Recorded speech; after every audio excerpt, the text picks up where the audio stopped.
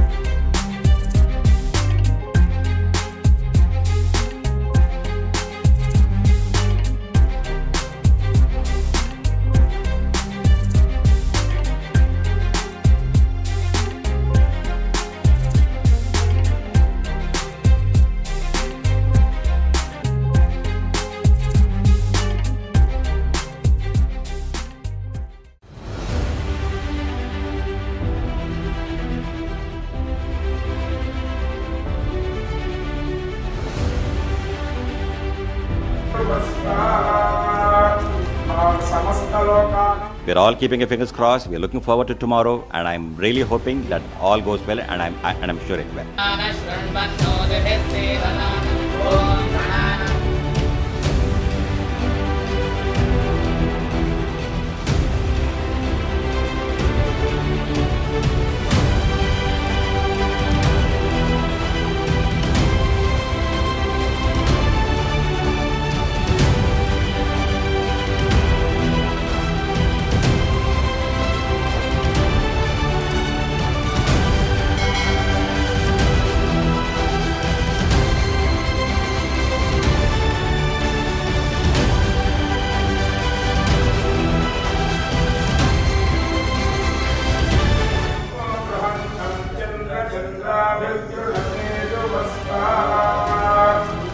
समस्तलोकानां चंद्रग्रह अनुग्रह प्रसाद सिद्धिरस्तु। अनुग्रहेण भारतदेशप्रभुत्वं ॐ गणानां त्वा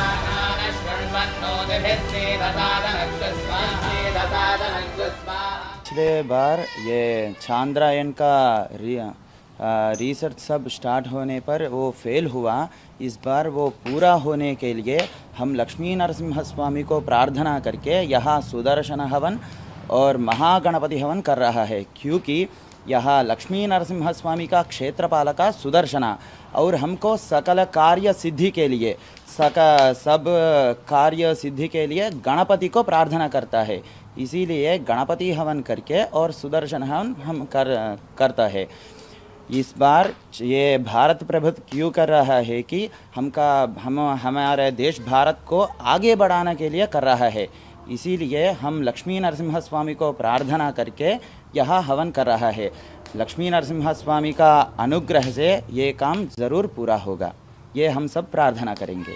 ग्रहकृतिं भजे जगद्वरद्दहद्ग्रसद्बृहत्फुरन्मुखार्भटिं महद्भयद्भवन् सर्वग्रसाय कसहोजः पुष्यति विश्वमानुजासहस्रतेन सहसा।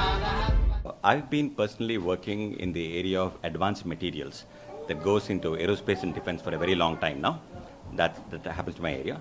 I own a company in Bangalore that makes a lot of components that go into defense. Now, it so happens very coincidentally that we also make a very high strength fabric that is used to reinforce and make it stronger parts. And one such part is a rubber gasket that's reinforced using our material. That's actually, from what I understand, it's part of the Chandrayaan mission. So we are equally invested in this, and we're all keeping our fingers crossed. We're looking forward to tomorrow, and I'm really hoping that all goes well, and I'm sure it will. I just wanted to say that we are very, very proud of India's accomplishment, and we are watching eagerly every mission that they undertake, and I want to wish them the very, very best, and I'm sure there'll be many, many more such successful missions. पृथ्वी सुवर्चा युवतिः सजोषाः पौर्णमास्युतकाक्षोभमाना आप्यायकन्ते दुरितानि विश्वाः कुरुन्दुहां यजमानाय यज्ञो नमो नमो भगवतीयाय भागवताय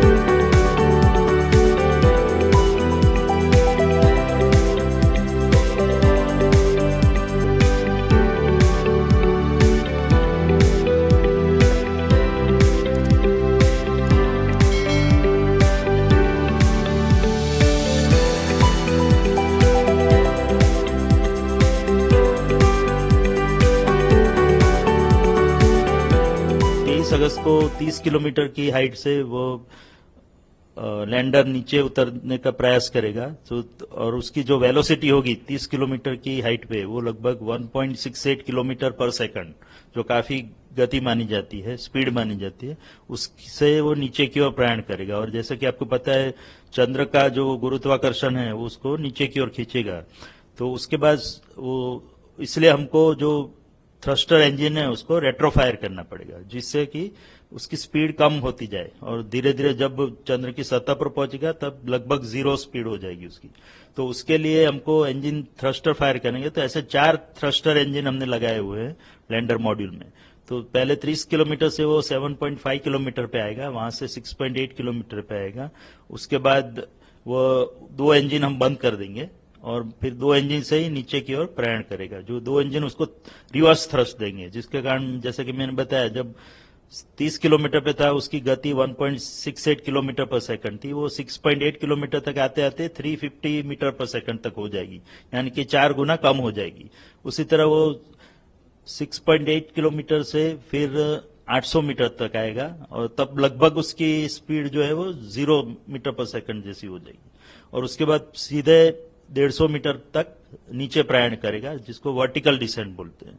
और उसके बाद अन्य जो हमने sensor और camera लगाया है उसके इनपुट लेके और उसमें जो रेफरेंस डेटा स्टोर किया गया है, रेफरेंस इमेजेस, उससे उसको कंपेयर करके वो डिसाइड करेगा, वो निश्चित करेगा कि वो जो जगह पे लैंडर खड़ा है वहां पे घूम रहा है, वह उसके सीधा नीचे उतरने से वो सही जगह पे लैंडिंग कर पाएगा। अगर उसको लगता है कि ये जगह अनुकूल नहीं है तो थोड़ा XY डायरेक्शन में प्रयाण करेगा, थोड़ा दाईं ओर या बाईं ओर मुड़ेगा और लगभग 60 मीटर तक जाएगा और उसके बाद सीधा नीचे प्रयाण करेगा।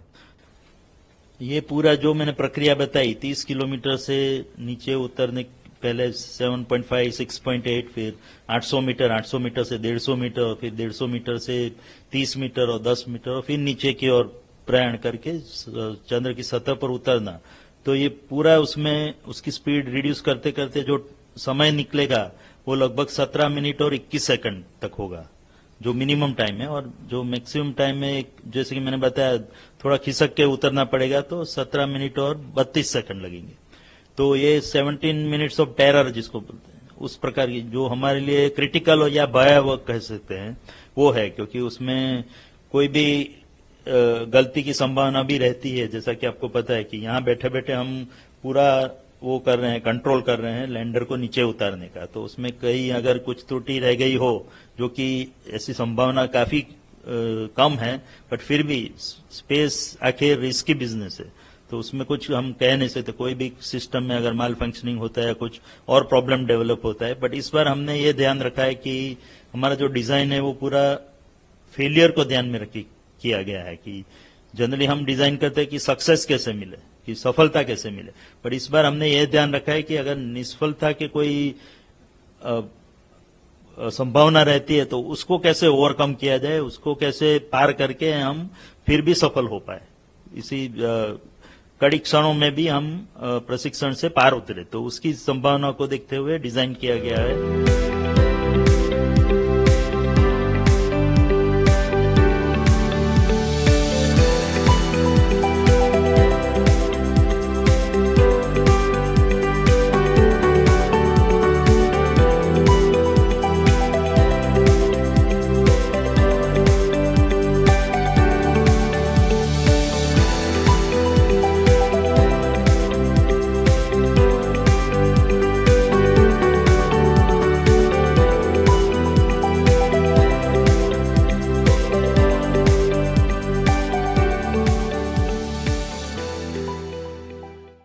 As per the plan A, today we must be able to go. Like anybody else, I am also eagerly waiting for that queue. After discovery of water on the moon for Chandrayaan 1, the world was trying to look the moon differently. I think so far so good. So far so good, and because it is more like as I repeatedly tell, it's more like nominally people used to see the countdown once the PSLV or GSLV on the launch pad that day, and it starts 36 hours, 48 hours, or 24 hours depending upon the mission configuration. But when that means so many parameters of the launch vehicle, which is in front of you, you are through a computer reading, and various ground systems, after launch radar system, ground systems, many things have to come on functional, and those systems also along with the redundancy, main and redundant systems, main and redundant computers, and everyone should be ready. And even there also we will be uplinking good amount of programs such that how it will take a path. Okay, if it's a polar orbit or a geosynchronous orbit or the navigational satellites or the planetary mission is a different path. So the that also could have been programmed. So that program uplink would have happened there. And then try to read whether the program uplinks are in a place.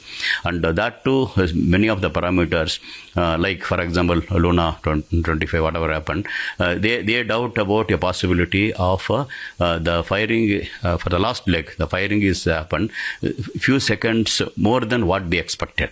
Okay, that translated into the mission failure. So that basically, that means there is some memory, something could have got disturbed. So that could have probably would have created a problem. So such things should not happen for us. And so for that, so we normally will keep 3 memory locations, vital parameters. So any one of them, all the 3 are normally supposed to be okay. If any one of them gets upset, single event upset, something like that, they will tell. So then majority voting of the other 2 will do. So similarly, like that, many intricacies are there in the onboard program. So these things to be also to be after uplinking to be verified here. But now the lander is 384,000 kilometers away. So we uplinked all the commands there, not the launch vehicle just a few meters away from you. So then that also you downlink and may make sure that every portion of the program has been uplinked correctly, and until last minute everything is okay. So the intactness of all the systems until you gave Q to go should be verified. I think that's the process going on now, and so far so good. And we expect as per the plan A, today we must be able to go. A small update has happened because of the timing is concerned, because of an updated orbit. Other than that, I think everything remains same. And like anybody else, I am also eagerly waiting for that Q. After discovery of water on the moon for Chandrayaan-1, the world was trying to look the moon differently. That means concentrating, focusing on the polar region. So that way, some of the follow-on missions confirmed whatever we have seen is perfect. And now variation nations, including USA, Russia, China, Japan, European countries are very, very ambitiously trying to do bigger missions. For example, Apollo supposed to be a bigger missions, the spending and energy point of view in those era. But now even beating Apollo Artemis is coming. Lunar resources coming from Russia. China also ambitiously placed. So like that, many things happened. For that, seed has happened by our Chandrayaan mission. So now, taking ahead logically, now whatever we have seen in remote sensing point of view, now we are going to land. So that time also, yes, we have discovered first the water on the moon. Our Chandrayaan is the first. Similarly, Chandrayaan-3 is going to make history of the first system to softly land on the lunar polar region. Actually, in fact, our presence already there in the South Pole with the tricolor flag, along with the moon impact probe. Chandrayaan-1 itself made our presence, but that time it was a impacted probe as planned. But now I think we are going to softly land, and that will enable logical extension, what to do in the place.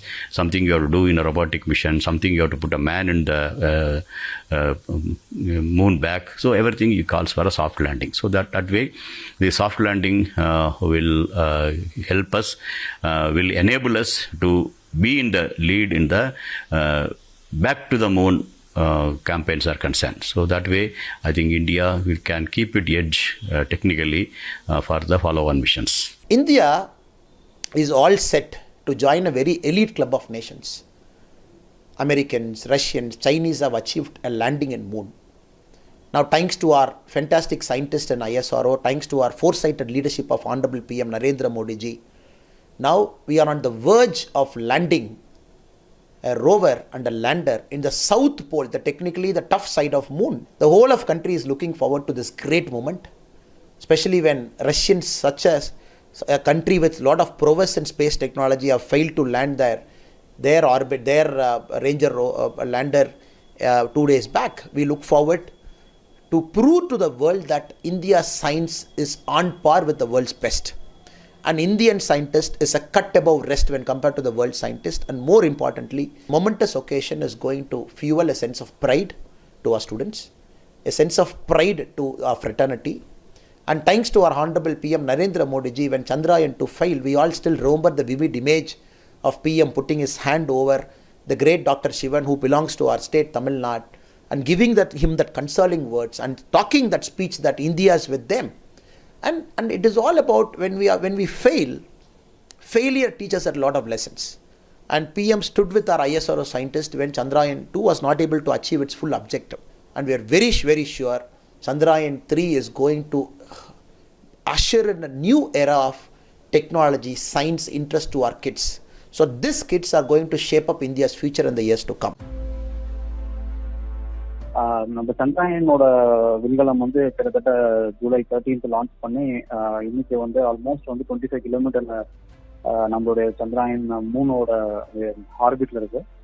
இப்போ வந்து almost like ஒரு 25 கிலோமீட்டர்ல இருந்து almost வந்து 0 metre வரைக்குமே வந்து வெவ்வேறு ப்ராசஸ்ல வந்து அதனுடைய லேண்டிங் இருக்கு. ஸோ இந்த நம்ம அது வந்து 3 ஃபேஸா சொல்லலாம். ஒன்று வந்து ரஃப் பிரேக்கிங்ன்ற ஒரு ப்ராசஸ், அதுக்கப்புறம் ஹோல்ட் ஆன் ப்ராசஸ், அதுக்கப்புறம் ஃபைன் பிரேக்கிங் சொல்லுவோம். ஸோ ரஃப் பிரேக்கிங் வந்து இந்த 25 கிலோமீட்டர்ல இருந்து ஆல்மோஸ்ட் வந்து ஒரு கிட்டத்தட்ட வந்து ஒரு 5 or 4 கிலோமீட்டர் வரைக்குமே வந்து அதனுடைய ஸ்பீடோட வெலாசிட்டி குறைச்சி கொண்டு வந்து அந்த ஹோல்ட் ஆன் ப்ராசஸ் கொண்டு வருவோம். அந்த இனிஷியல் அப்போ 1.78 கிலோமீட்டர் பர் செகண்ட்ல வந்து அதனுடைய ஸ்பீடு வந்து டிராவல் ஆகும். அதுக்கப்புறம் ஹோல்ட் ஆன் ஃபேஸ்ல வந்து அதை வந்து நிலைநிறுத்திட்டு அதை வந்து ஹோல்ட் பண்ணி கிட்டத்தட்ட வந்து ஒரு அட்லீஸ்ட் வந்து ஒரு ஃபியூ செகண்ட்ஸ் ஃபியூ மினிட்ஸ் வந்து ஹோல்ட் பண்ணி அதனுடைய ஸ்டெபிலைசேஷனை பார்த்துட்டு அங்கிருந்து அது வந்து இது try to take photos of the மூனோட அந்த நிலப்பரப்பை வந்து போட்டோஸ் எடுக்கும். ஸோ இந்த இடத்துல வந்து நம்ம வந்து லேண்ட் பண்ணலாமா இல்லை வேற எங்கேயாச்சும் பண்ணலாமா? ஏன்னா ஒவ்வொரு சின்ன சின்ன பார்ட்டிகல்ஸுமே இப்போ வந்து நம்ம வந்து ஒரு ஏரோப்ளைன்ல மேல இருந்து கீழே பார்த்தா கூட மேல இருந்து பார்த்தா கூட எல்லாமே யூனிஃபார்மா தெரியும். ஆனா கீழே வரதான் அதனுடைய இம்பார்ட்டன்ஸ், ஒரு குளமும் இருக்கலாம், இல்லைன்னா வந்து ஒரு பள்ளங்கள் இருக்கலாம், இல்லைன்னா ஒரு வீடு இருக்கலாம், இல்ல மலைக்கு புணர்வுகள் இருக்கலாம். அந்த மாதிரி கீழே வரதான் தெரியும். அப்போ அந்த ஹோல்ட் ஆன் ஃபேஸ்ல இருந்து அது கீழே பார்த்து அதுல இருந்து அந்த லேண்டிங் சைட் ஓகேனா திருப்பி அதனுடைய ஃபைன் பிரேக்கிங் நடக்கும். ஃபைன் பிரேக்கிங் தான் வந்து ஒவ்வொரு 100 மீட்டருக்குமே வந்து நம்மளுடைய சேட்டலைட்டை வந்து கொண்டு வந்து நிக்க வச்சு திருப்பி அது வந்து ஹோல்ட் பண்ணி திருப்பி வந்து ஒரு 100 மீட்டர்ல வந்து கொண்டு வந்து திருப்பி அதை பார்த்து, ஏன்னா போன தடவை நம்ம அந்த செஞ்ச அந்த மிஸ்டேக்ஸை வந்து இந்த மாதிரி ரிப்பீட்டடே பண்ணக்கூடாதுன்னு சொல்லிட்டு அந்த fine breaking it almost take something around 4 to 5 minutes இருக்கும். மேபி அதோட டிராவல் பார்த்தீங்கன்னா மினிமம் ஒரு 1 கிலோமீட்டர் தான் இருக்கும். அந்த டிஸ்டன்ஸ் 1 கிலோமீட்டரா 2 கிலோமீட்டர் இருக்கும். ஆனா அந்த கிலோமீட்டருக்கே வந்து வெவ்வேறு கட்டத்துல வந்து அதை ஹோல்ட் பண்ணி அதை ஹாவரிங்னு சொல்லுவோம் நம்ம டெக்னாலஜில. ஹாவரிங்னா அது மேலேயே நிக்க வச்சு அதனுடைய ஸ்டெபிலைசேஷன் வந்து எந்த ஃபயருமே இருக்காது, அப்படியே ஹோல்ட் பண்ணி அது வந்து ஒரு 800 மீட்டர்ல கொண்டு வந்து 800 மீட்டர்லயுமே வந்து அது உள்ள இருக்க சென்சார்ஸ் ஃபுல்லாவே வந்து நம்மளோட நிலப்பரப்பான 3 நிலப்பரப்புல வந்து ஃபுல்லாவே வந்து அது என்ஷூர் பண்ணோம். ஸோ இதுதான் நமக்கு சேஃபான லேண்டு. இப்போ நம்ம லேண்ட் பண்ணலாம் அப்படின்னு சொல்லி அதை என்ஷூர் பண்ணா மட்டும்தான் 800 மீட்டர்ஸ் வந்து 0 மீட்டர்ஸ் வரைக்குமே வந்து நம்ம அந்த ஃபைன் பிரேக்கிங் மூலமா லேண்ட் பண்ணுவோம்.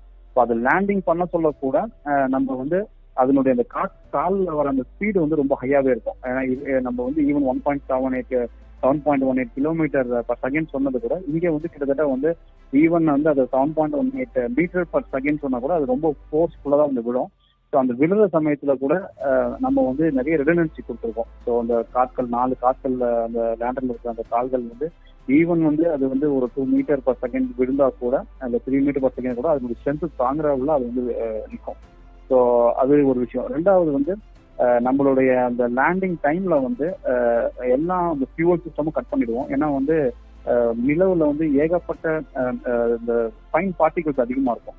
ஸோ அது மூலமா அந்த வேகத்திலையும் அந்த அந்த இன்னொன்று வந்து அந்த ஒளி மூலமா வர அந்த நெருப்பு மூலமா வர அந்த காத்துலயுமே வந்து அங்க இருக்கிற ஃபைன் பார்ட்டிகல்ஸ் ஃபுல்லாவே வந்து நம்மளோட லேண்டர்ல வந்து ஒட்டிக்கிடுச்சுன்னா நிச்சயமா நம்மளுடைய அந்த சூரியன்ல இருந்து வர வேண்டிய எலக்ட்ரிசிட்டியுமே கிடைக்காத சூழ்நிலை வரலாம். அதனால வந்து எல்லாமே கட் பண்ணி ஸ்லோவா வந்து அதை லேண்ட் பண்ணி அது லேண்ட் ஆனதுக்கு அப்புறம் ஒரு 3-4 hours வந்து நம்ம லேண்டர் வந்து அப்படிதான் நிறுத்துவோம்.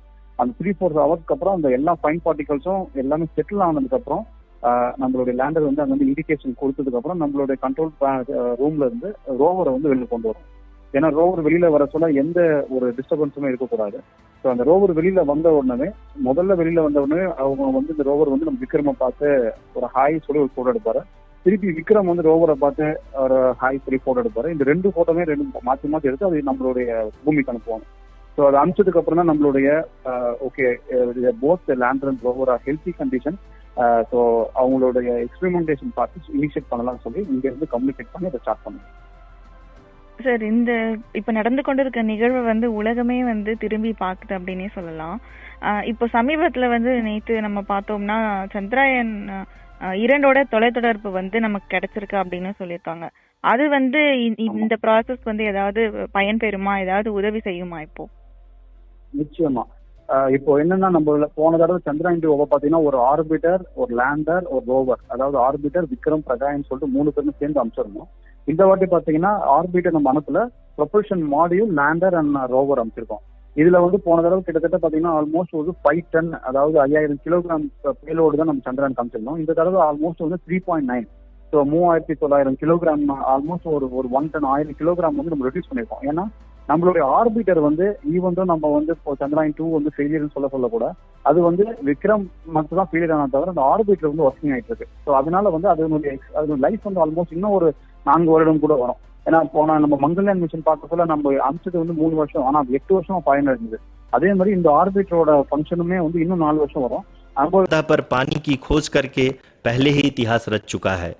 यही कारण है कि आजकल विश्व के तमाम अंतरिक्ष वैज्ञानिक और स्पेस एजेंसियां चंद्रमा को और करीब से जानने के लिए उत्सुक दिख रही हैं। अगर हम बात करें चंद्रयान 2 की, जो इसरो का दूसरा मून मिशन है, जुलाई 2019 में इसरो के सबसे ताकतवर रॉकेट LBM-3 द्वारा सफलतापूर्वक प्रक्षेपित किया गया था और आज भी लगभग 4 साल बाद यह चंद्रमा के 100 किलोमीटर के सर्कुलर ऑर्बिट में घूमते हुए बहुत ही उत्तम क्वालिटी का डेटा प्रदान कर रहा है। मिशन के प्रारंभ में इसकी आयु 1 साल निर्धारित की गई थी, परंतु LBM-3 द्वारा बहुत ही सटीक इंजेक्शन और मिशन मैनेजमेंट की वजह से चंद्रयान 2 काफी लंबे समय तक कार्यरत रहेगा। अब तक चंद्रयान 2 चंद्रमा के பெரும் நாடுகளான ரஷ்யா, அமெரிக்கா, சீனா போன்ற நாடுகள் முன்னிலை வகித்து வருகின்றன. அந்த வரிசையில் இந்தியாவும் களமிறங்கியுள்ளது. கடந்த 2008ஆம் ஆண்டு சந்திரயான் 1 சோதனை செய்யப்பட்டது. அப்போது நிலவில் தண்ணீர் இருக்கிறது என கண்டுபிடிக்கப்பட்டது. அது உறுதி செய்யப்பட்ட பின்னர் 2019ஆம் ஆண்டு நிலவினுடைய தென் துருவத்தை ஆராய்வதற்காக சந்திரயான் 2 விண்ணிற்கு அனுப்பப்பட்டது. அதனுடைய லேண்டரில் சிறிய தொழில்நுட்ப கோளாறு மற்றும் தரை இறங்குவதில் சில பிரச்சனைகள் காரணமாக அது மோதியது. இப்போது மிகப்பெரிய பிரம்மாண்டமான இந்தியாவினுடைய சரித்திர சாதனையாக பார்க்கக்கூடிய சந்திரயான் 3 ஜூலை மாதம் 14ஆம் தேதி விண்ணில் செலுத்தப்பட்டது. இந்த விண்கலம் இன்று நிலவினுடைய புவிவட்ட பாதையிலிருந்து நிலவில் தரையிறங்க இருக்கிறது. இதற்கான கவுண்டவுன் இன்னும் சற்று நேரத்தில் துவங்க இருக்கிறது. இதனுடைய சிறப்புகள் என்ன? நிலவில் தரையிறங்குவதற்காக சந்திரயான் 3 மேற்கொண்டிருக்கிற அந்த சிறப்புகள் என்ன அப்படிங்கிற நிறைய விஷயங்களை விஞ்ஞானிகள் தினமலர் டிஜிட்டல் தொலைக்காட்சிக்கு பகிர்ந்த அந்த காட்சிகளை லேண்டர்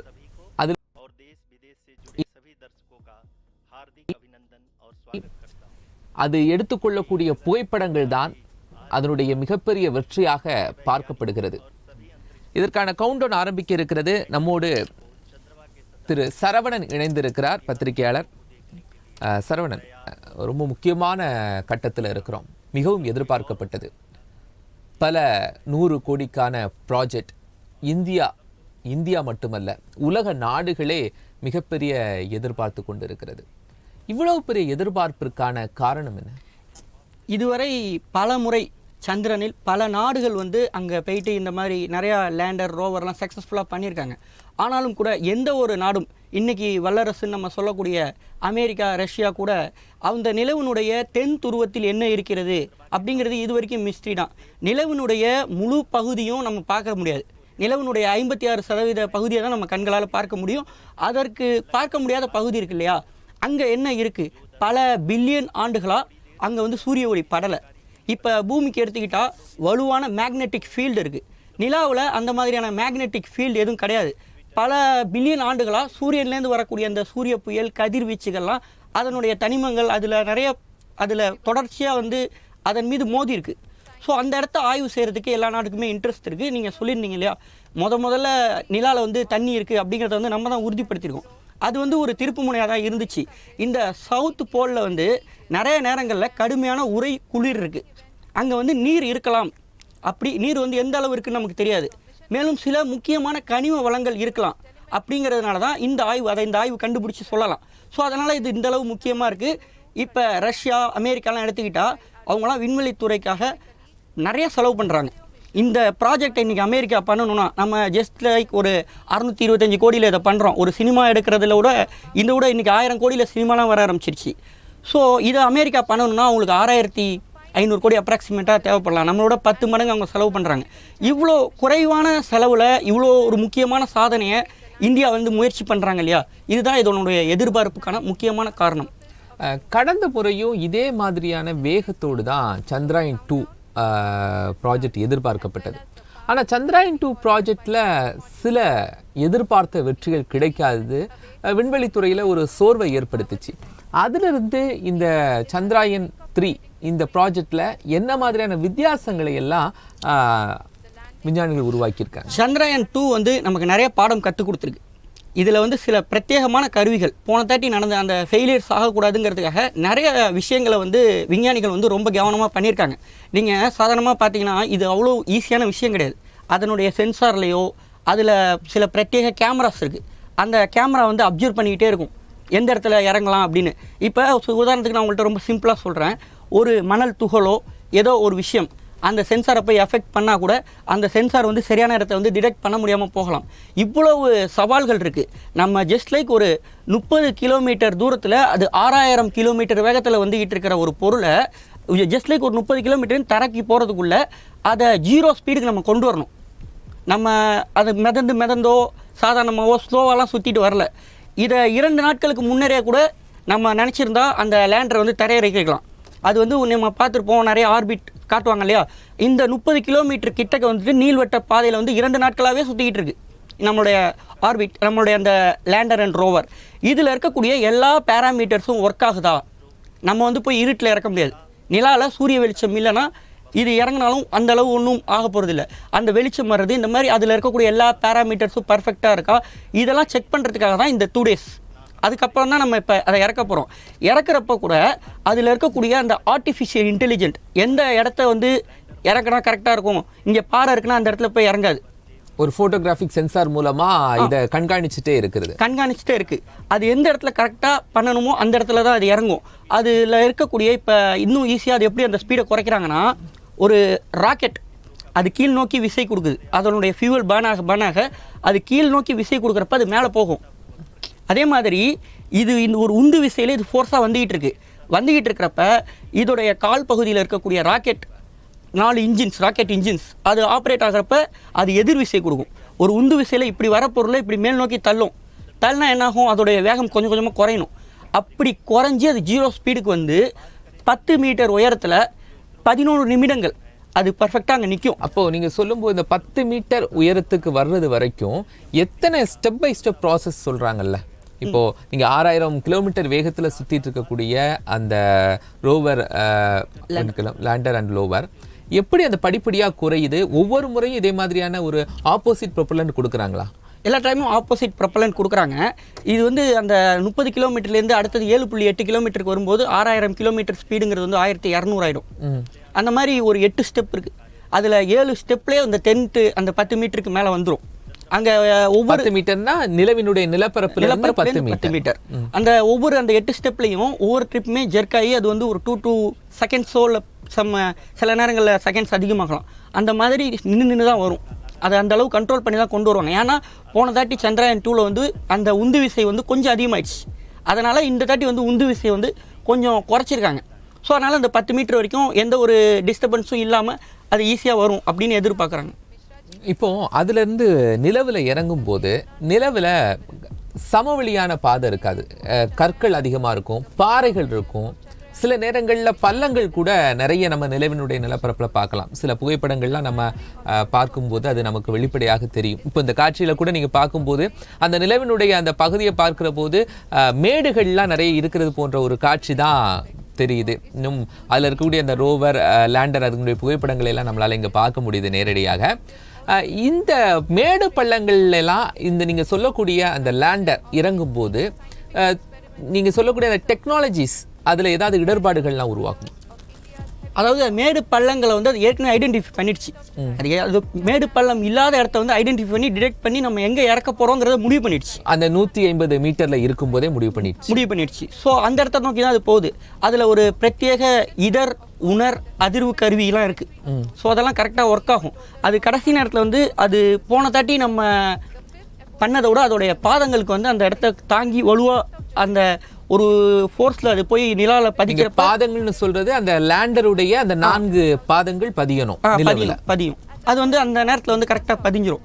அது பதிஞ்சாலும் கூட நம்ம சொல்லியிருந்தோம் இல்லையா, அந்த 10 மீட்டர் உயரத்தில் வந்து அதில் ராக்கெட் அந்த ஃபோர்ஸ் அந்த ஓடிக்கிட்டு இருக்குன்னு, அந்த ராக்கெட் இன்ஜின் ஆஃப் பண்ணுவாங்க. அந்த 10 மீட்டரில் ஆஃப் பண்ணுறப்ப அதுலேருந்து வந்த அந்த சில புகைகள் அது காரணமாக கீழே வந்து கொஞ்சம் டஸ்ட் அதிகமாக இருக்கும். அந்த நேரத்தில் வந்து ஒரு புழுதி, இது நம்ம சொன்னா புரியும். நிச்சயமா வேகத்துல வந்து அந்த நிலவுல கால் பதிக்கிற போது இல்லைன்னா அந்த வேகத்தினால் புழுதிகள் உருவாகும். வேகத்தினாலையும் உருவாகும். வேகத்தினால அந்த அளவு உருவாகனா கூட அந்த ராக்கெட் இன்ஜினால உருவாகும் 10 மீட்டர்ல. அந்த மாதிரி நேரத்தில் நம்மளுடைய ரோவர் வந்து வெளில போய் இறங்காது. லேண்டர் மட்டும்தான் ஃபர்ஸ்ட் இறங்கும். ரோவர் இறங்குறது வந்து சில மணி நேரங்கள் ஆகும். ஏன்னா ரோவர் வந்து அந்த பொதுவாக புரிந்து கொள்வதற்காக கேட்குறேன், இந்த லேண்டர் அப்படிங்கிற பாக்ஸ்க்கு உள்ளே இருக்கக்கூடியதான் ரோவர். அதுதான் 2வது வெளியில் வந்து இந்த ப்ராஜெக்டை சக்ஸஸ் பண்ண போகுது. அப்படி சொல்ல முடியாது. லேண்டர்லேயும் 4 கருவிகள் இருக்குது, ஆராய்ச்சி செய்யக்கூடிய கருவிகள் இருக்குது. லேண்டரும் சில ஆய்வுகளை செய்ய போகுது. அந்த வெறுமனே ரோவரை இறக்கி விட்டதுக்கப்புறம் இதில் லேண்டருக்கு ரோல் இல்லைன்னு நம்ம சொல்ல முடியாது. ரோவர்னுடைய தகவல் தொடர்பு வந்து லேண்டர் கூட தான் இருக்கும். லேண்டர் தான் ஆர்பிட்டர் கூட வந்து தகவல் தொடர்பு பண்ண போகுது. இந்த ப்ராஜெக்டில் வந்து லேண்டருங்கிறது வந்து இந்த திட்டத்தின் மூளை அப்படின்னு சொன்னால் ரோவர் வந்து இதயம் போன்றது.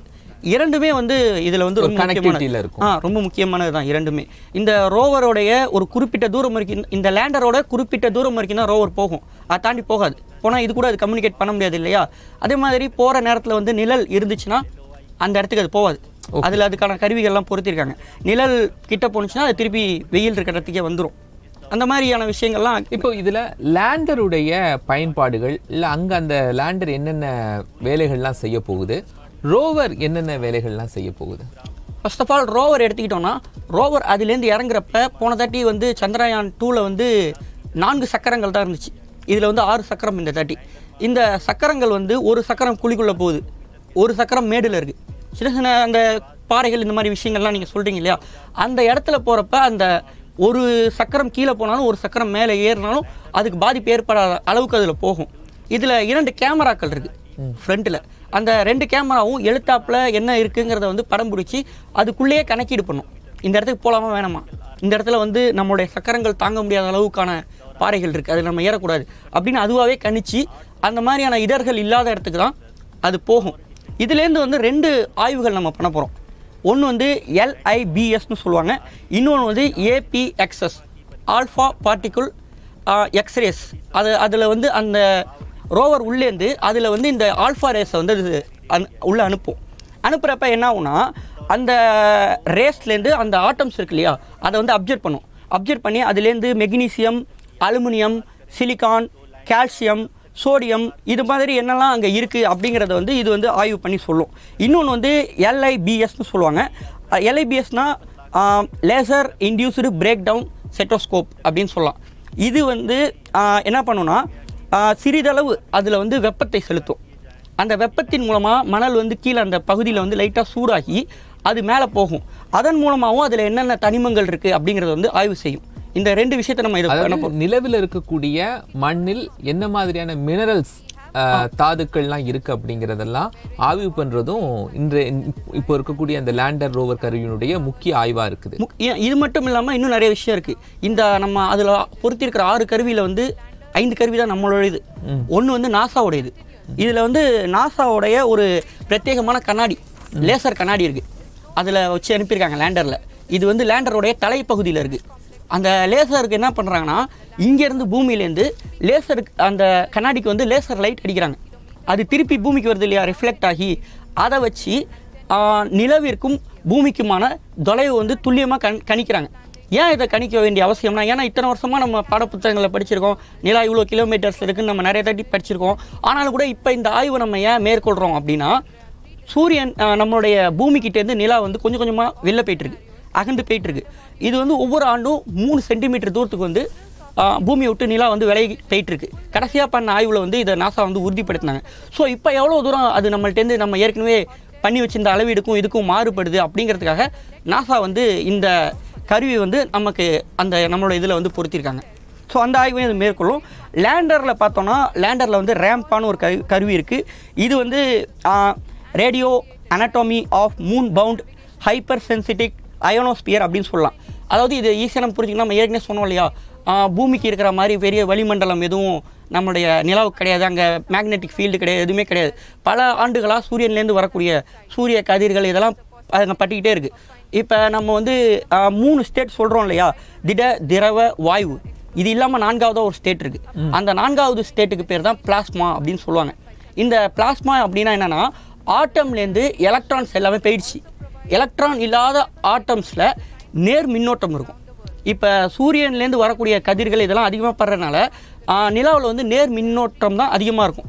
நிலாவுடைய இரவு பகுதி இருக்கு இல்லையா, சூரிய ஒளி படாத இடத்துல எதிர் மின்னேற்றம் இருக்கும். ஸோ இந்த விஷயம், இந்த பிளாஸ்மாவை வந்து ஆய்வு பண்ணுறதுக்கு இந்த ரேம்பா கருவி வந்து நமக்கு பயன்படுது. இன்னொன்று வந்து சாஸ்ட் அப்படின்னு சொல்லுவாங்க, Chandra's surface thermo physical experiment. அதாவது இதுக்குள்ளே வந்து 2 ஸ்டிக் இருக்கும் அந்த லேண்டரில். அந்த ஸ்டிக் என்ன பண்ணால், லேண்டர் இறங்கினதும் அந்த ரோவர் இந்த ப்ராஜெக்ட்ஸ்லாம் போயிட்டு இருக்கும்போதே அந்த ஸ்டிக் வந்து 10 சென்டிமீட்டருக்கு துளையிடும், தரையை துளையிட்டு அங்கே வந்து ஹீட்டை கொடுக்கும். ப்ளஸ் அதோட ஹீட் எவ்வளோ இருக்குங்கிறதையும் அப்சர்வ் பண்ணும். இது வந்து எதுக்காகனா, அங்கே நிலவுடைய மின் கடத்தும் தன்மை எந்த அளவு இருக்குது அப்படிங்கிறத வந்து இது வந்து நமக்கு ஆய்வு பண்ணி சொல்லும். அதே மாதிரி இப்போது முக்கியமாக நம்ம இந்த காட்சிகள்ல எல்லாம் நம்ம பார்த்துட்டு இருக்கிறோம், அதனுடைய வடிவமைப்பு ரொம்ப முக்கியமாக இருக்குது. பொதுவாக இது போன்ற விண்கலங்களை அனுப்புகிற போது அந்த விண்கலங்களோடு நீங்கள் சொன்ன மாதிரி நிறைய சேட்டலைட் கருவிகள்லாம் ஒவ்வொரு நாட்டிலேருந்தும் அனுப்புவாங்க. இப்போ இது முழுமையாக நிலவுக்கு அப்படிங்கும்போது, இது வெற்றி அடைகிற போது இந்தியாவிற்கு என்ன மாதிரியான சிறப்புகள்லாம் கிடைக்கும்? ஆக்சுவலாக தொழில்நுட்ப ரீதியாக நீங்கள் அந்த மண்ணில் இருக்கக்கூடிய மினரல்ஸ் அதை ஆய்வு பண்ணும். இன்னும் புகைப்படங்கள் எடுத்து அனுப்புகிறத முக்கியமான விஷயமா இதில் குறிப்பிட்டு சொல்கிறாங்க. ஸோ அதன் மூலமாக நம்ம ISROக்கு என்ன மாதிரியான பெனிஃபிட்ஸ் கிடைக்க போகுது? பெனிஃபிட்ஸ் நம்ம பார்க்கும்போது, ஏற்கனவே இஸ்ரோ வந்து உலக அளவில் வந்து 3வது விண்வெளி ஆய்வு நிறுவனமாக இருக்காங்க.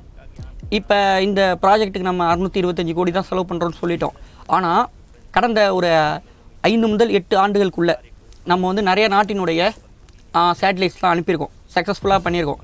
ஒரு நாடு வந்து சேட்டலைட் அனுப்பணுன்னா அந்த நாட்டில் வந்து கடல் பரப்பு இருந்தால் தான் சேட்டலைட்லாம் லான்ச் பண்ண முடியும்.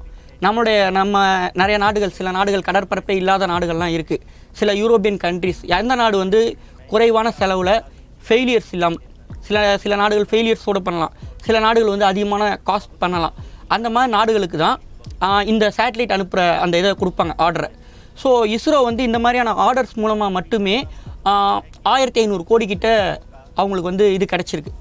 ஸோ அதனால் வந்து இந்த திட்டத்திற்கான இதை வந்து அவங்க வெளிநாடுகள்லேருந்து அவங்களுக்கான பொருளாதார வருவாயும் கூடுது.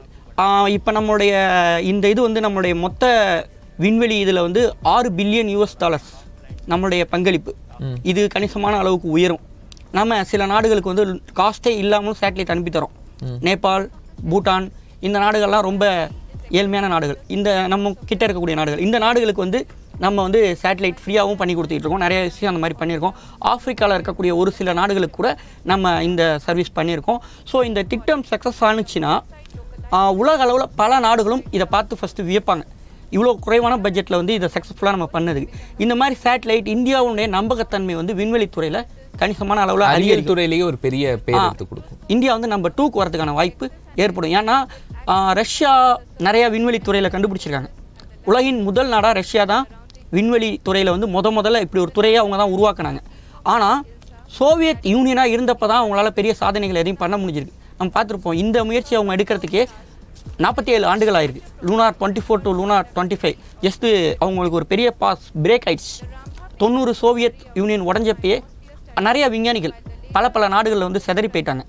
ஸோ ரஷ்யாவை மிந்தி இந்தியா வந்து அந்த துறையில் வந்து சாதிக்கிறதுக்கான வாய்ப்பு கிடைக்கலாம். ஆனால் ரஷ்யா வந்து நம்மளுடைய ஃப்ரெண்ட்லி நேஷன், அவங்களுடைய பல தொழில்நுட்பங்களை வந்து நமக்கு கொடுத்து உதவியிருக்காங்க. முதல்ல இந்தியாவில் வந்து நம்ம இந்த மாதிரி இஸ்ரோலாம் ஆரம்பித்ததுக்கப்புறம் சரியாக 5 ஆண்டுகள் கழித்து நம்மளுடைய இஸ்ரோ வந்து முதல்ல ஒரு ராக்கெட் லான்ச் பண்ணாங்க. அதை நம்ம தனியாக பண்ணலை, நம்ம ரஷ்யாவோடு சேர்ந்து பண்ணோம். நமக்கு வந்து இராணுவம் மட்டும் இல்லாமல் விண்வெளித்துறையிலையும் ரஷ்யா அதிகமான பங்களிப்புகளை கொடுத்துருக்காங்க. ஸோ அதனால தான் நம்ம பார்த்துருப்போம், இஸ்ரோ வந்து அவங்களுடைய ட்விட்டர் பேஜில் கூட லூனா 25 போட்டு நம்மளுடைய சந்திரயான் 3 போட்டு ரெண்டுமே வெற்றி அடையணும் அப்படிங்கிற கான்செப்டில் தான் ட்விட் பண்ணியிருந்தாங்க.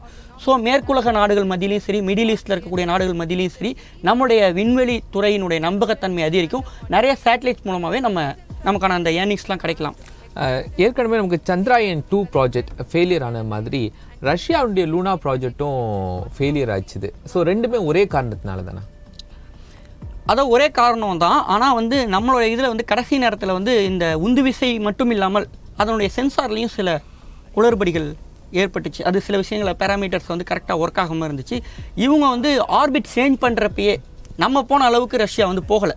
நம்ம கடைசி நேரத்தில் ரொம்ப கிட்ட போய் தான் இறக்க முடியாமல் தான் நம்மளது வந்து அந்த விஷயம் நடந்துச்சு இல்லையா? ஆனால் அவங்களது வந்து அவங்களால ஆர்பிட்டே சேஞ்ச் பண்ண முடியலன்னு சொல்கிறாங்க. ஒரு ஆர்பிட் அது சுற்றி வருது. நான் சொன்னல, கடந்த 2 நாட்களாக இந்த 30 கிலோமீட்டர் தூரம்லாம் அது போயிட்டு நீள்வட்ட பாதையில் வந்து சுற்றிக்கிட்டு இருக்குது. இந்த மாதிரி நீள்வட்ட பாதையை வந்து நம்ம சேஞ்ச் பண்ணுறோம். ரொம்ப தூரத்தில் சுற்றும், அடுத்தது கொஞ்சம் கிட்டக்க சுற்றும், அந்த மாதிரி இருக்குது இல்லையா? அந்த ஆர்பிட்டார் சேஞ்ச் பண்ணும்போது தகவல் தொடர்பு வந்து இழந்தோம் அப்படின்னு ரஷ்யா அறிவித்தாங்க. ரோஸ்கோஸ் மாஸ்ட் சொல்லுவாங்க. நமக்கு எப்படி இஸ்ரோவோ அதே மாதிரி அந்த நாட்டுக்கு வந்து அது அவங்களுடைய விண்வெளி நிறுவனம்.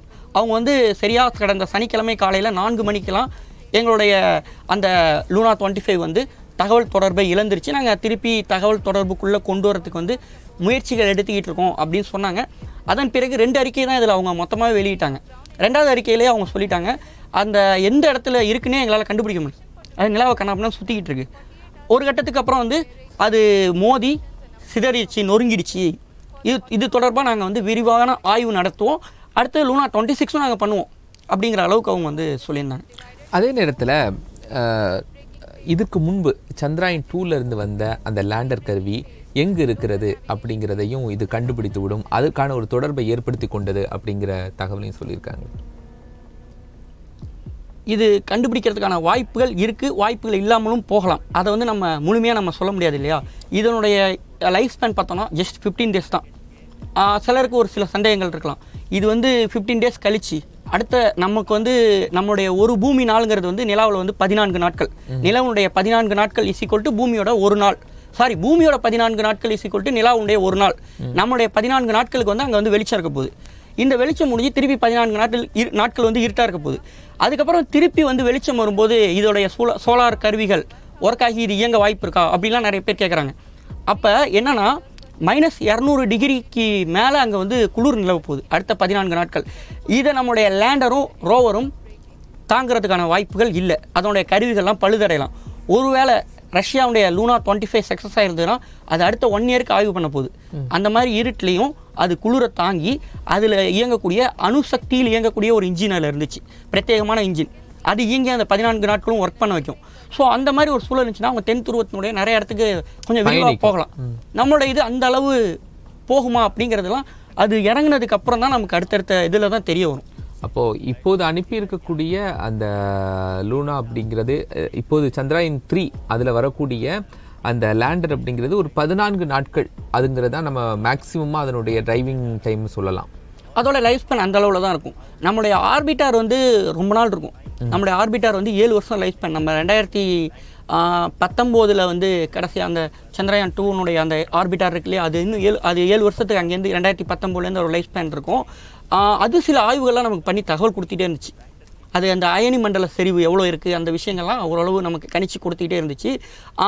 அந்த ஆர்பிட்டார் வந்து இப்போ நம்ம சந்திரயான் 3க்கு பிரத்யேகமான ஆர்பிட்டார் எதுவும் நம்ம பண்ணலை இல்லையா? சந்திரயான் 2 ஆர்பிட்டார் கூட தான் நம்ம இப்போ கனெக்டிவிட்டியில் இருக்கோம் இல்லையா? இதனாலேயே நமக்கு வந்து பல கோடி ரூபாய் லாபம் நிச்சயமானுச்சு இந்த ப்ராஜெக்டில்.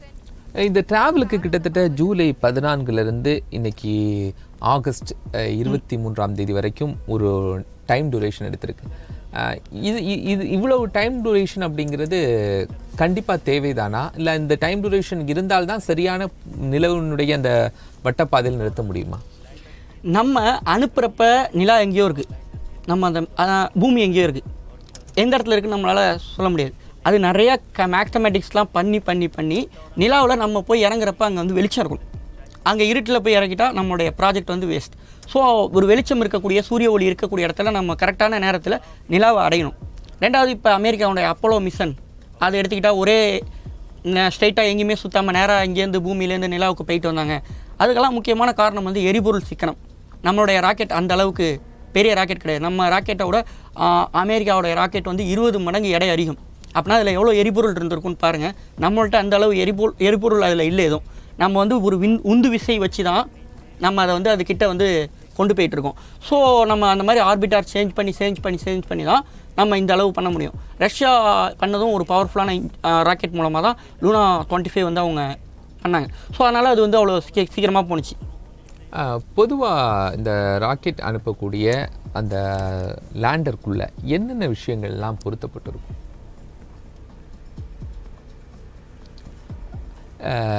ராக்கெட் வெற்றிகரமாக தன்னுடைய பணியை நிறைவு செய்ய போகுது. லேண்டர் அப்படிங்கிறது நிலவினுடைய அந்த நிலப்பரப்பில் இறங்க போகுது. அதற்கான கவுண்டவுன்ஸ் எல்லாம் தொடங்கி இந்திய விண்வெளி ஆராய்ச்சி நிறுவனத்தினுடைய மூத்த விஞ்ஞானிகளிலிருந்து அனைத்து விஞ்ஞானிகளும் அதையே உற்று நோக்கி கொண்டிருக்கிறாங்க. பாரத பிரதமரும் தென் அமெரிக்காவிலேருந்து இதை பார்த்து கொண்டு இருக்கிறாங்க. அப்படிங்கிற நிறைய தகவல்கள் நமக்கு தெரிந்து கொண்டே இருக்கிறது. இது சார்ந்த கூடுதல் தகவல்களை நம்ம பார்க்க முன்னாடி ஒரு சின்ன பிரேக் எடுத்துக்கலாம்.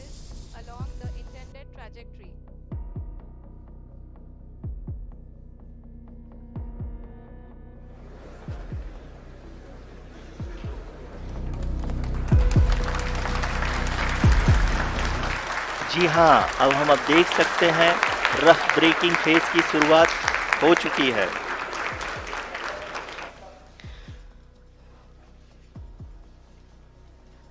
During this rough braking phase, the lander velocity shall be brought down from 1680 meters per second to 358 meters per second. The altitude will be brought down from 30 kilometers to 7.4 kilometers at the end of rough braking. All this in the duration of 690 seconds or 11.5 minutes. Currently, the Laser Inertial Reference and Accelerometer package (LIRAP) is aiding in the navigation. जी हाँ, अभी आप अपनी screen पे देख सकते हैं कि lander अब तक कुल 191 किलोमीटर हॉरिजेंटल दिशा में चल चुका है और अभी तक इसकी वेलोसिटी लगभग 31 किलोमीटर बनी हुई है.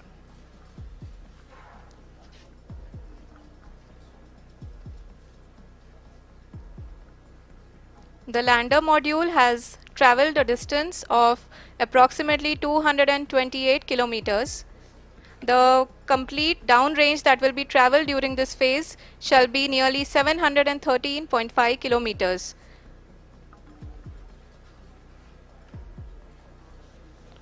जी हाँ, कुल 745 किलोमीटर के इस रफ ब्रेकिंग फेज में आप देख सकते हैं कि हम लोग लगभग अपनी यात्रा 20% कंप्लीट कर चुके हैं.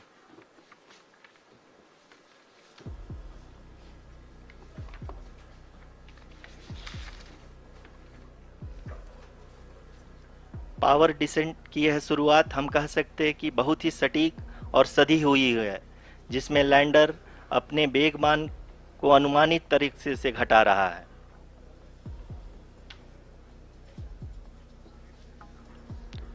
The altitude of the lander module will reduce from 7.4 kilometers to 6.8 kilometers.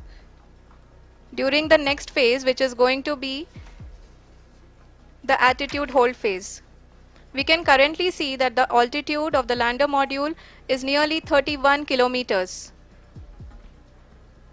आरओसीसी अभी हम इस ग्राउंड ट्रेस को देखते हुए कह सकते हैं कि रफ ब्रेकिंग फेज की शुरुआत बहुत ही अच्छे तरीके से हुई है. आप ये देख सकती हैं कि जो भी प्रोजेक्टेड ग्राउंड ट्रेस है उसी पे अपना लैंडर मॉड्यूल आगे चलते हुए बढ़ रहा है. अभी तक ये देखा जा सकता है कि लैंडर मॉड्यूल लगभग 370 किलोमीटर 36 दिशा में चल चुका है. The mission operations team is analyzing the data. We can all see the seriousness and the concentration with which each and every parameter of the lander module is being analyzed. The performance so far seems to be nominal.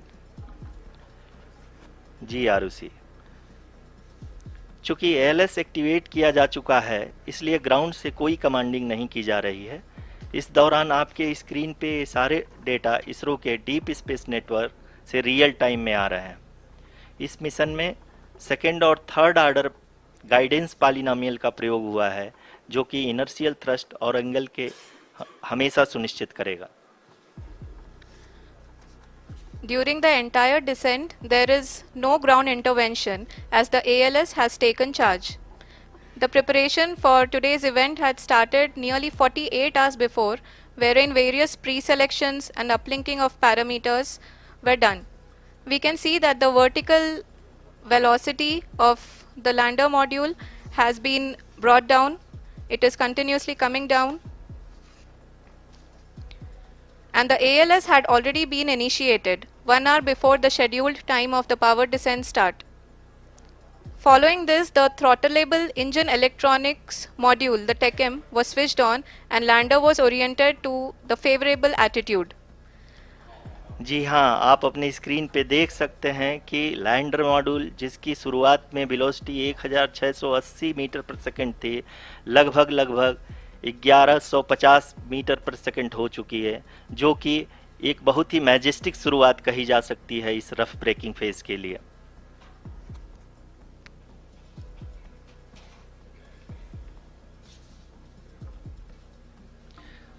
यहाँ पे मैं आपको ये भी बताते चलूँ कि आप अपने स्क्रीन पे देख सकते हैं कि द लैंडर मॉड्यूल का आल्टीट्यूड धीरे धीरे अब कम होता हुआ दिख रहा है, और जो कि एक्सपेक्टेड भी है।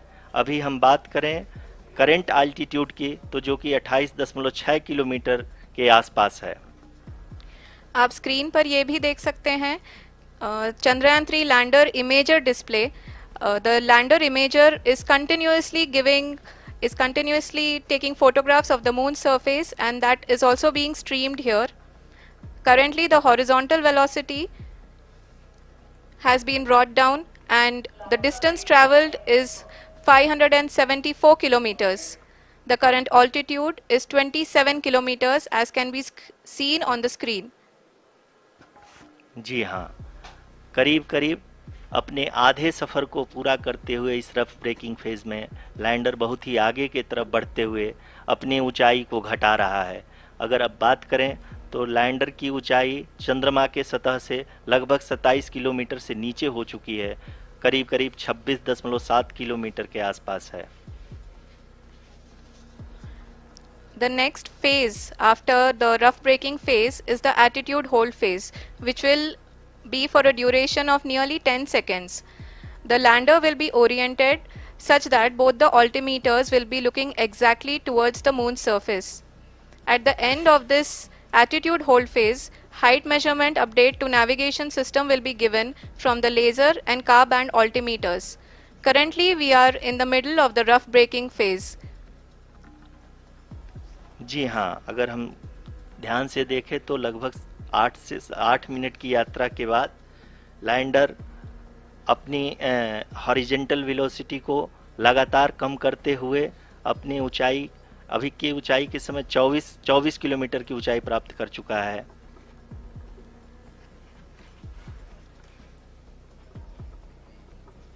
अब तक के आंकड़े को देखते हुए हम कह सकते हैं कि लैंडिंग पूरी तरह से नॉमिनल है। यहाँ पर हम देख सकते हैं कि हॉरिजेंटल वेलोसिटी लगातार कम होती हुई दिख रही है।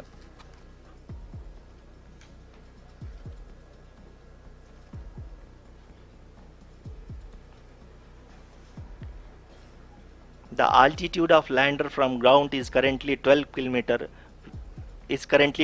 kilometer, which is again going to be coming down, and that is expected.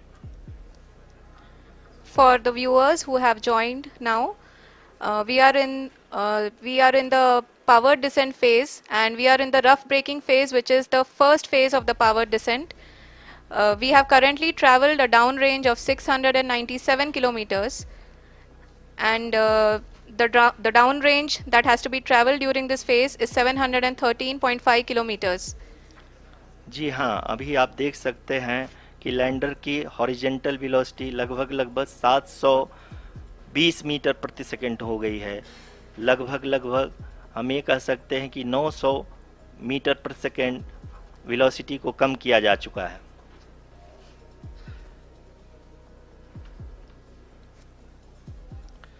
At the same time, we can see the altitude of the lander is just 17.8 kilometer from the moon surface, which is going to be around 7.4 at the end of the rough braking phase.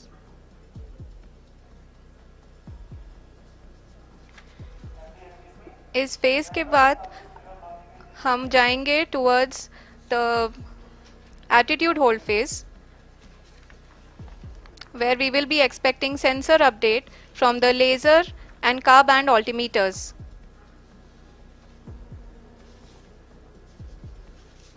We can see the visualization of the lander module moving towards the moon's surface. The current altitude is nearly 15.2 kilometers and the distance traveled is 754 kilometers. We can also see the image that the lander imager camera has been providing. जी हाँ, इस rough breaking phase के दौरान 800 Newton के चारों throttle engine अपने कार्य को पूरी तरह से अंजाम दे रहे हैं और लैंडर के हॉरिजॉन्टल वेलोसिटी को लगातार कम कर रहे हैं। अब तक लैंडर लगभग अपने 75 से 80% की यात्रा को पूरा कर चुका है।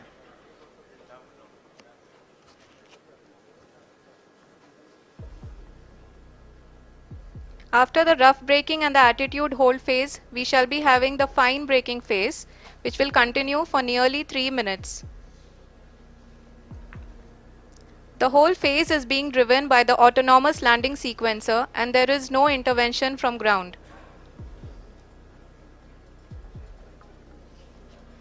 जी हाँ आरुषि, अभी आप अपनी स्क्रीन पे देख सकती हैं कि जो करंट आल्टीट्यूड है चंद्रमा के सतह से लगभग 10 किलोमीटर के आसपास है। जी हाँ,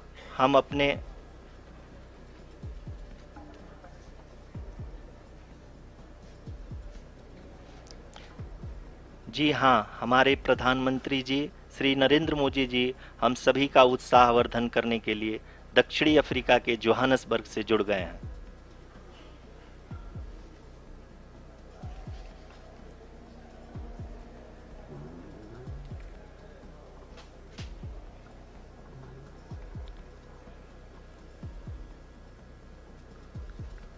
Yes, we are privileged to have with us Honorable Prime Minister of India, Shri Narendra Modi ji, who has joined us from South Africa's Johannesburg to encourage us.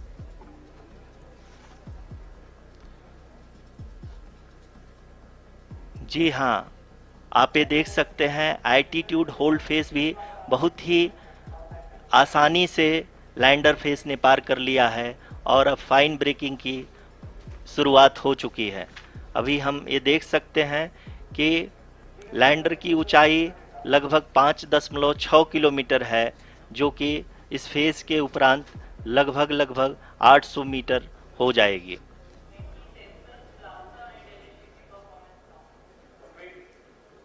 We can hear from the mission operations team that the sensors are performing nominally, and we are currently in the midst of the fine braking phase, which is going to continue for 3 minutes, and the altitude is going to be reduced to nearly 800 meters at the end of this phase.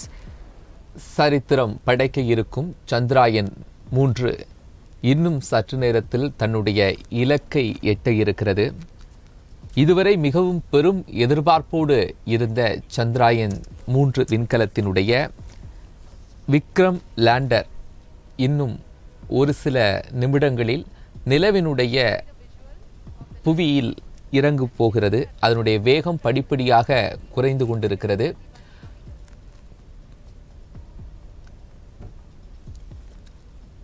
அதற்கான கவுண்டவுனை தொடங்கிவிட்டனர் விஞ்ஞானிகள். புவி வட்ட பாதையிலிருந்து நிலவு வட்ட பாதை வழியாக செல்லக்கூடிய அந்த லேண்டர் கருவி இன்னும் சற்று நேரத்தில் இறங்குவதற்கான கவுண்டவுன் துவங்கி இருக்கிறது. 2.5 கிலோமீட்டர் வேகத்தில் குறைந்து விட்டதனுடைய வேகம் இன்னும் 0 பாயிண்ட் அப்படிங்கிற இடத்துக்கு வரும்போது அது தன்னுடைய இலக்கை எட்ட இருக்கிறது. அதற்கான காட்சிகளை நம்ம தொடர்ந்து பார்க்க இருக்கிறோம்.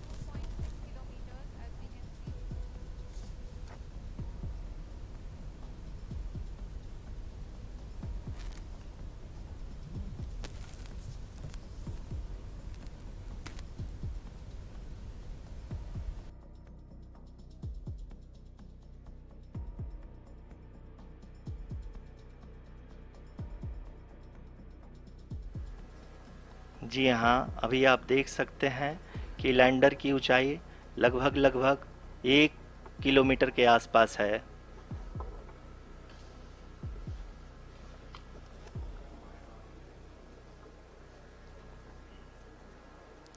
We are nearing the final phase of the power descent, which is going to be the vertical descent phase or the local navigation phase. जी हाँ, अब हम फाइन ब्रेकिंग वेव के एकदम करीब आ चुके हैं। हाँ, आप तालियों के गड़गड़ाहट से सुन सकते हैं कि हम लोगों ने तीसरे चरण को भी बहुत ही सफलतापूर्वक हासिल कर लिया है और अभी हम वर्टिकल डिसेंट फेज में आ चुके हैं, जिसकी शुरुआत भी बहुत ही अच्छे ढंग से हो चुकी है।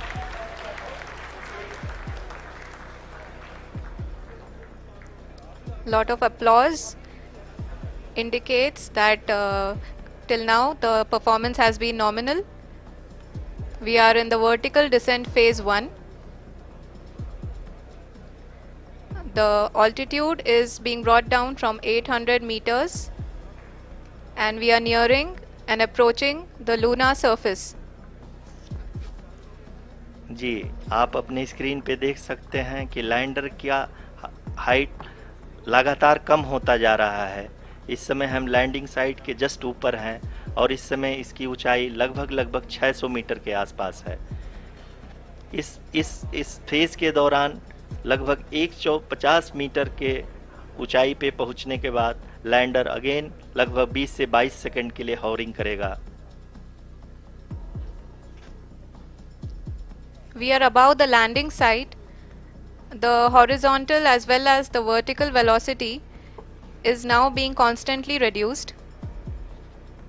And the lander module has begun its descent towards the landing site.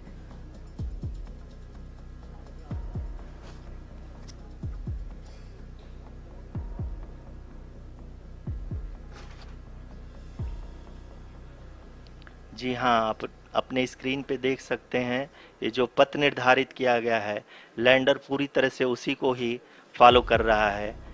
इस समय हम लगभग 200 मीटर की हाइट से भी कम आ चुके हैं।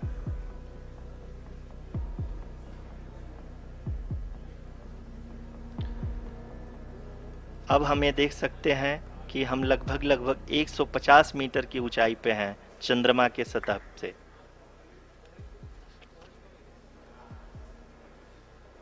We are approaching the vertical descent phase 2, which will have the lander module hovering at nearly 150 meters above the lunar surface.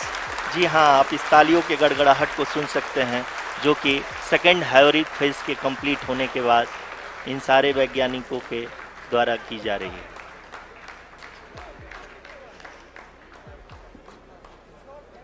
जी हाँ, आप अगर फिर से ध्यान से देखें तो एल्टीट्यूड पुनः कम होता जा रहा है। अभी हम लोग लगभग 135 मीटर की ऊंचाई पे हैं। The sensors that are updating at this point are providing confirmation of the safety of the landing site.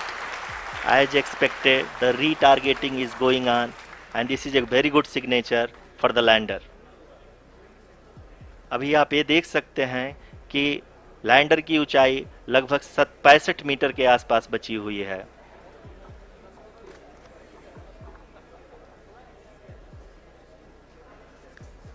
Currently, only 2 engines are now being fired, and we are nearly at zero velocity, vertical and horizontal. We were hovering, and now we are approaching the moon's surface. धीरे धीरे lander की वेगमान को कम किया जा रहा है और हम अब लगभग 50 मीटर से भी कम आ चुके हैं। We can see the Honorable Prime Minister, Shri Narendra Modi ji, who is here to encourage us, and he is critically looking at the visuals.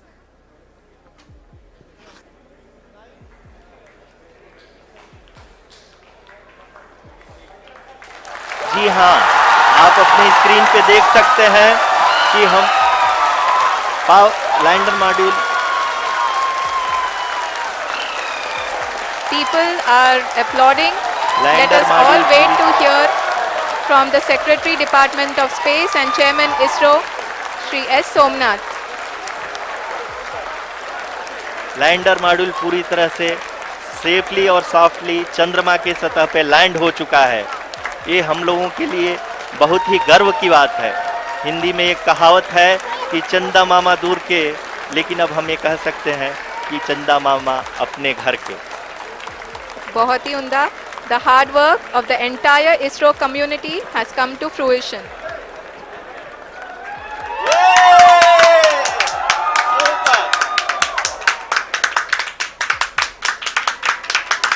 आदरणीय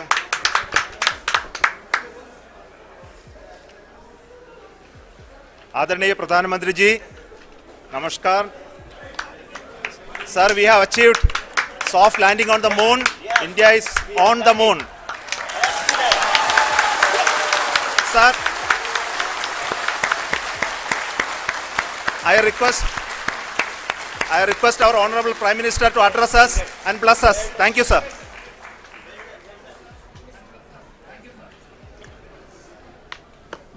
मेरे प्यारे परिवारजनों, जब हम अपनी आंखों के सामने ऐसा इतिहास बनते हुए देखते हैं तो जीवन धन्य हो जाता है. ऐसी ऐतिहासिक घटनाएं राष्ट्र जीवन की चिरंजीव चेतना बन जाती है. ये पल अविस्मरणीय है. ये क्षण अभूतपूर्व है. ये क्षण विकसित भारत के शंखनाद का है. ये क्षण नए भारत के जयघोष का है. ये क्षण मुश्किलों के महासागर को पार करने का है. ये क्षण जीत के चंद्र पथ पर चलने का है. ये क्षण 140 करोड़ धड़कनों के सामर्थ्य का है. ये क्षण भारत में नई ऊर्जा, नया विश्वास, नई चेतना का है. ये क्षण भारत के उदयमान भाग्य के आह्वान का है. अमृत काल की प्रथम प्रभा में सफलता की ये अमृत वर्षा हुई है. हमने धरती पर संकल्प लिया और चांद पर उसे साकार किया. और हमारे वैज्ञानिक साथियों ने भी कहा, India is now on the moon. आज हम अंतरिक्ष में नए भारत की नई उड़ान के साक्षी बने हैं. साथियों, मैं इस समय ब्रिक्स समिट में हिस्सा लेने के लिए दक्षिण अफ्रीका में हूं. लेकिन हर देशवासी की तरह मेरा मन चंद्रयान महाअभियान पर भी लगा हुआ था. नया इतिहास बनते ही हर भारतीय जश्न में डूब गया है. हर घर में उत्सव शुरू हो गया है. हृदय से मैं भी अपने देशवासियों के साथ, अपने परिवारजनों के साथ इस उमंग और उल्लास से जुड़ा हुआ हूं.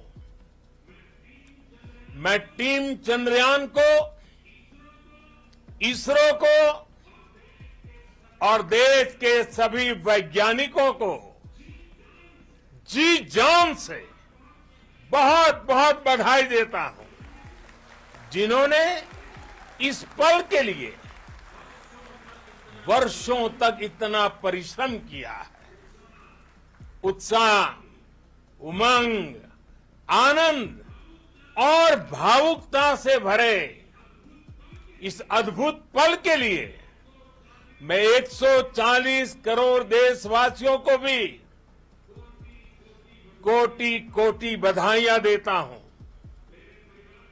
मेरे परिवारजनों, हमारे वैज्ञानिकों के परिश्रम और प्रतिभा से भारत चंद्रमा के उस दक्षिणी ध्रुव पर पहुंचा है जहां आज तक दुनिया का कोई भी देश नहीं पहुंच सका।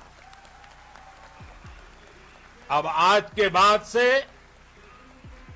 चांद से जुड़े मिथक बदल जाएंगे, कथानक भी बदल जाएंगे और नई पीढ़ी के लिए कहावतें भी बदल जाएगी। भारत में तो हम सभी लोग धरती को मां कहते हैं और चांद को मामा बुलाते हैं। कभी कहा जाता था, चंदा मामा बहुत दूर के हैं। चंदा मामा बहुत दूर के हैं। अब एक दिन वो भी आएगा जब बच्चे कहा करेंगे, चंदा मामा बस एक टूर के हैं।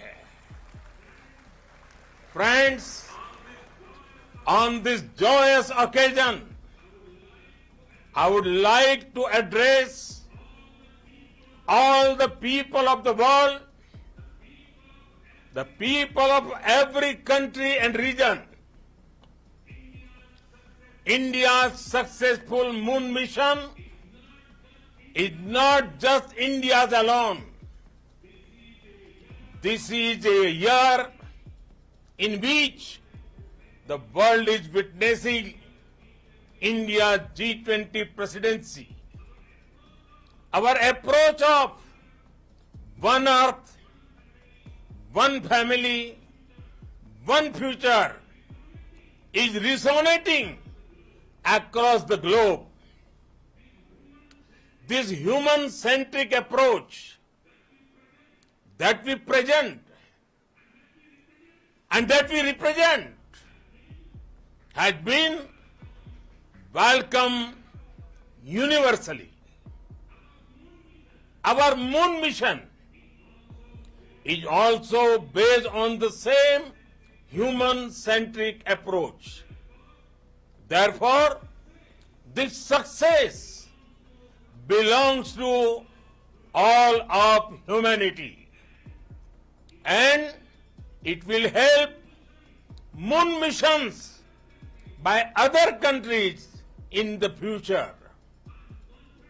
I am confident that all countries in the world, including those from the global south, are capable of achieving such feats.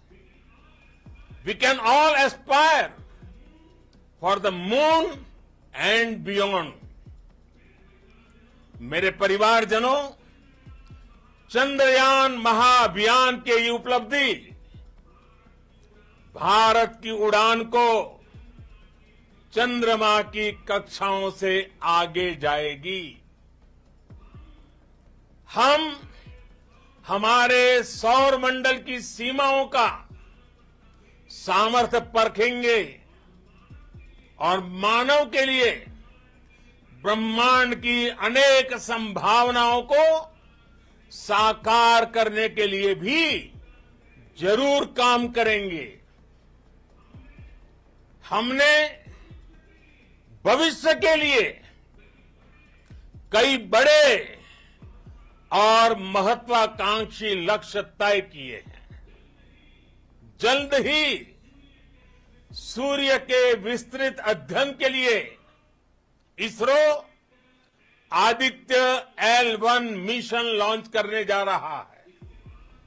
इसके बाद शुक्र भी इसरो के लक्ष्यों में से एक है। गगनयान के जरिए देश अपने पहले ह्यूमन स्पेस फ्लाइट मिशन के लिए भी पूरी तैयारी के साथ जुटा है। भारत बार बार ये साबित कर रहा है कि sky is not the limit. साथियों, साइंस और टेक्नोलॉजी देश के उज्जवल भविष्य का आधार है। इसलिए आज के इस दिन को देश हमेशा हमेशा के लिए याद रखेगा। यह दिन हम सभी को एक उज्जवल भविष्य की ओर बढ़ने के लिए प्रेरित करेगा। ये दिन हमें अपने संकल्पों की सिद्धि का रास्ता दिखाएगा। ये दिन इस बात का प्रतीक है कि हार से सबक लेकर जीत कैसे हासिल की जाती है। एक बार फिर देश के सभी वैज्ञानिकों को बहुत बहुत बधाई और भविष्य के मिशन के लिए ढेरों शुभकामनाएं। बहुत बहुत धन्यवाद।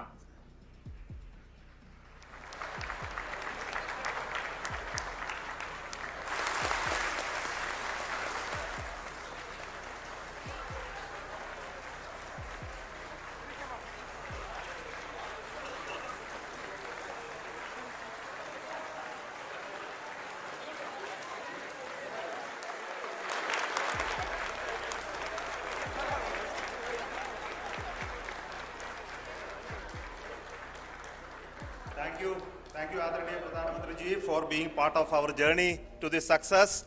And let me take this opportunity to thank the people behind this mission. The project director of Chandrayaan 3, he is here.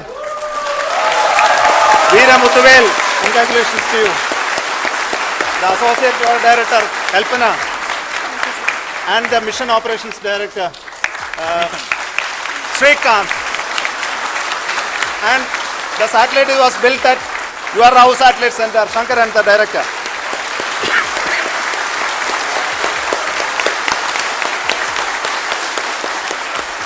Thank you, sir.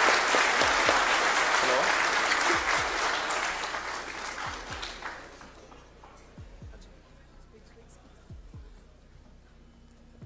It's a great moment of happiness on behalf of team.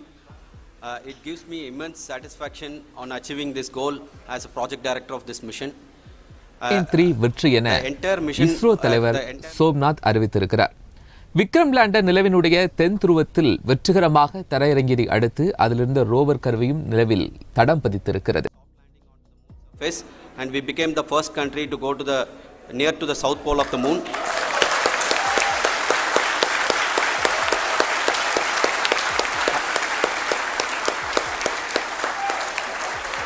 I take this opportunity to thank navigation, guidance and control team, propulsion team, sensors team and all the mainframe subsystems team who have brought success to this mission. I also take the opportunity to thank the Critical Operations Review Committee for thoroughly reviewing the mission operations right from launch till this date. The target was on spot because of the review process. I also thank the ISRO higher management, right from Chairman ISRO, Director URSC and all the center directors and higher ISRO officials. And finally, my thanks to the Chandrayaan 3 project executives spread across the ISRO centers. Thank you.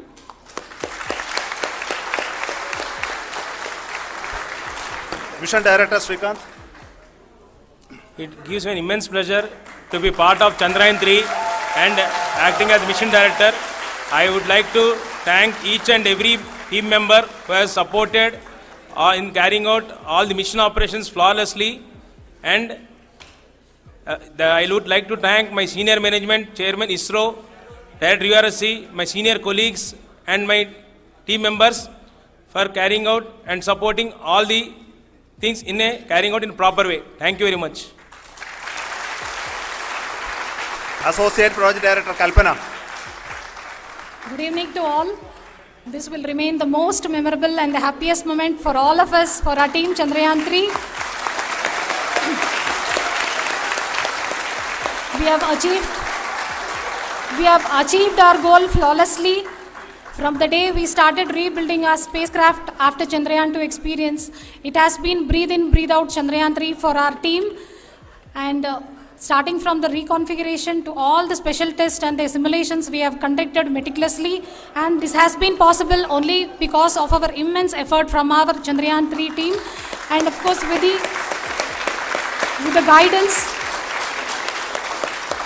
the guidance from our chairman ISRO, our directors and all our experts. With all this, it has been possible. Thank you one and all. Thank you for all the minutest help which has been provided from all the areas of departments. Thank you. Thank you.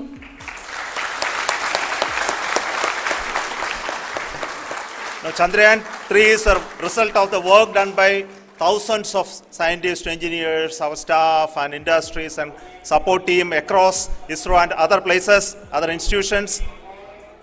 And Shankaran has been the lead of the center which integrated all of these efforts in the last so many years. So I request him to speak on behalf of all of you.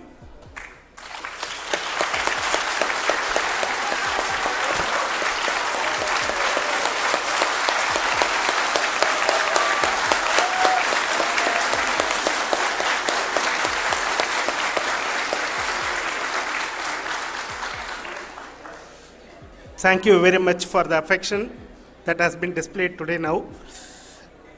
Today, we have achieved what we set out to achieve in 2019. It was delayed by about 4 years, but we have done it.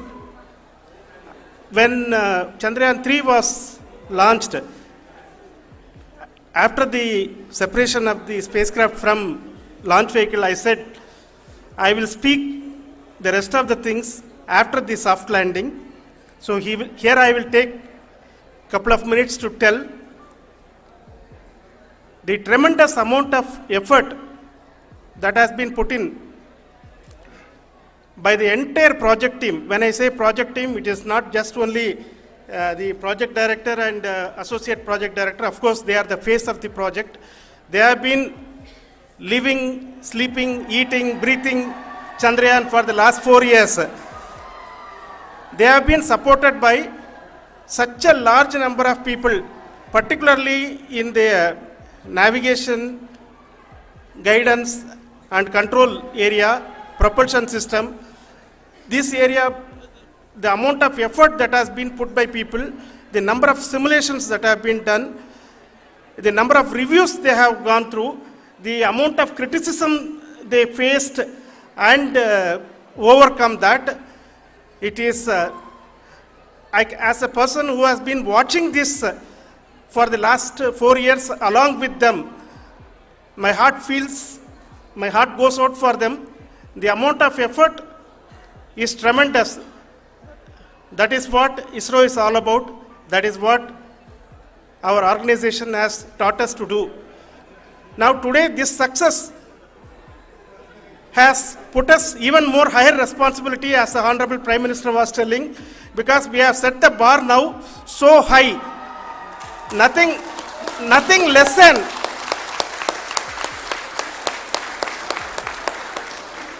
less spectacular than this is going to be inspiring for any of us in the future. So as the Honorable Prime Minister mentioned, we will be now looking at putting the man in space, putting a spacecraft around Venus and landing a craft in Mars. Work on all these activities are going on for few years, and this success today will inspire us and will spur us to take those efforts even more strongly, so that we will make our country proud again and again and again. Thank you very much for every one of you who have directly or indirectly participated in this mission, encouraged us, intentionally or unintentionally helped us in all for every one of you. A big thank you, because even casual remark, an unintended point can help a person who is striving to reach a goal.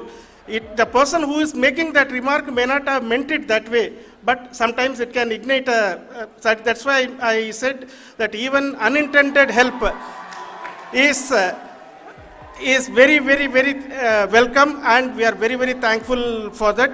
Thank you, Team ISRO, for supporting all of us. The amount of affection we received when this mission came into this final stage, the number of people who gave us confidence that nothing can go wrong and this is going to be successful.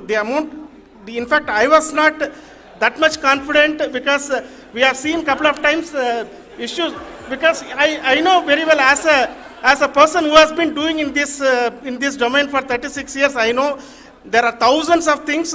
Any of that can anytime go wrong and derail. But so many of the people, because that I only see as the reflection of the effort we have put, that people are so happy to see this effort and they want us to succeed. It is not that they know that we are going to succeed. The people want us to succeed. So thank you very much for everyone for your love and affection. We will continue to do our best and make our flag fly, ISRO's as well as India's flag fly high. Thank you very much.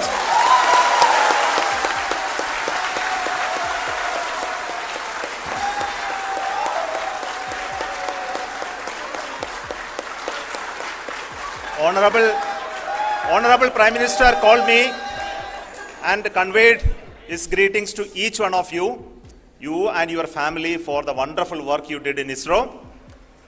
So thanks are to him for the support that he is giving to us for missions like Chandrayaan 3 and the missions that are in the offing. I think that's a great word of comfort that we are receiving for pursuing the inspirational work that we are doing for the nation.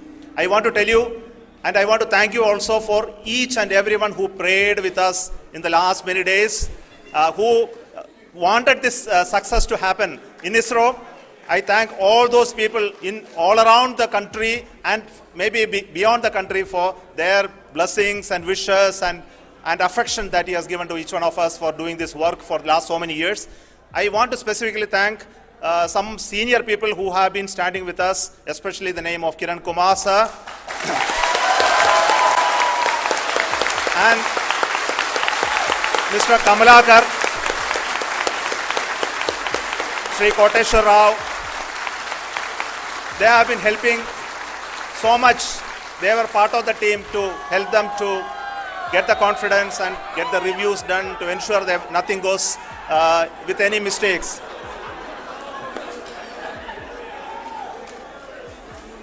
And of course, this is not the work of us alone. This is a work of a generation of ISRO leadership and ISRO scientists. And this is a journey we started in Chandrayaan 1, continued in Chandrayaan 2, and Chandrayaan 2 craft is still working and doing a lot of communication work with us. And all the team that contributed to building Chandrayaan 1 and Chandrayaan 2 should be remembered and thanked while we celebrate Chandrayaan 3. And this is an incremental progress and definitely a great, huge one it is. And thank you so much for all the support and work that you have done. Thank you.